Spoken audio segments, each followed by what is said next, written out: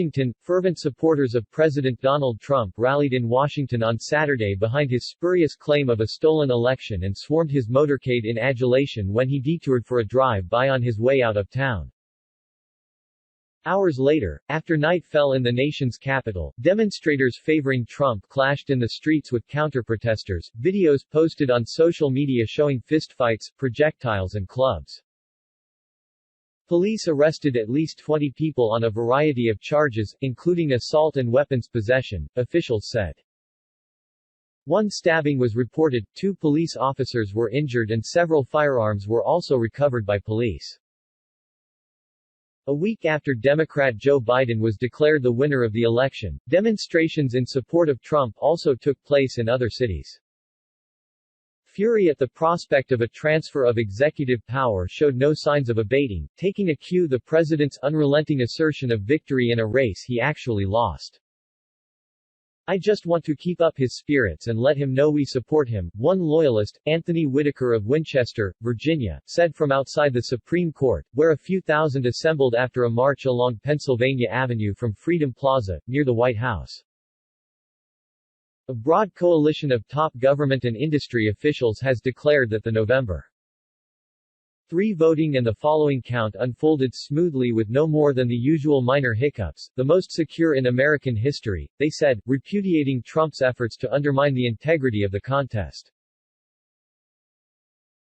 In Delray Beach, Florida, several hundred people marched, some carrying signs reading "Count every vote" and "We cannot live under a Marxist government." In Lansing, Michigan, protesters gathered at the Capitol to hear speakers cast doubt on results that showed Biden winning the state by more than 140,000 votes. Phoenix police estimated 1,500 people gathered outside the Arizona Capitol to protest Biden's narrow victory in the state.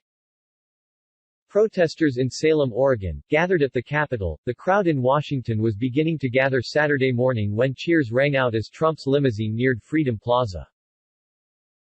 People lined both sides of the street, some standing just a few feet away from Trump's vehicle.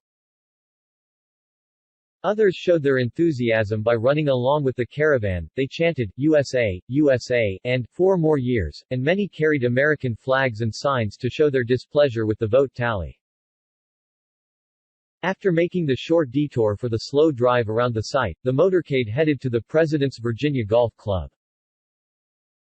Among the speakers was a Georgia Republican newly elected to the U.S. House.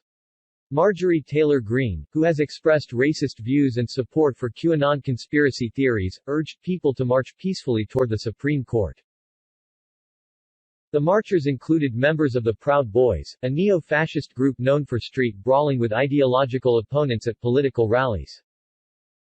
The march was largely peaceful during the day before turning tense at night, with multiple confrontations as small groups of Trump supporters attempted to enter the area around Black Lives Matter Plaza, about a block from the White House, where several hundred anti-Trump demonstrators had gathered. In a pattern that kept repeating itself, those Trump supporters who approached the area were harassed, doused with water and saw their MAGA hats and pro-Trump flags snatched and burned, amid cheers.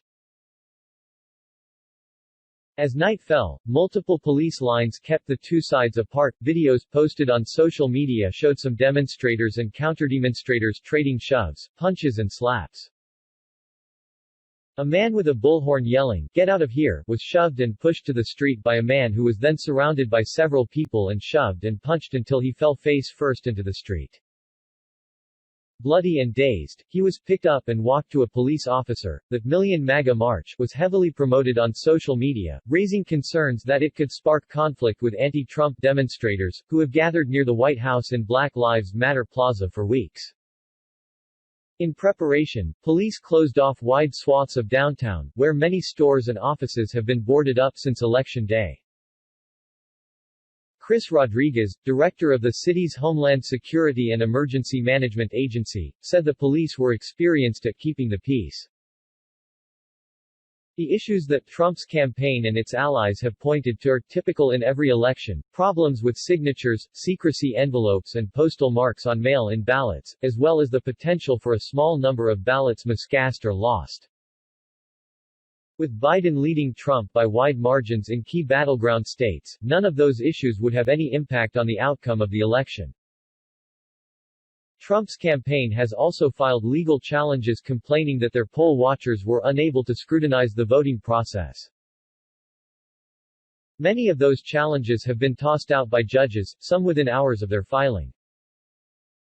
A former administration official, Sebastian Gorka, whipped up the crowd by the Supreme Court by saying, "We can win because he did win." But, he added,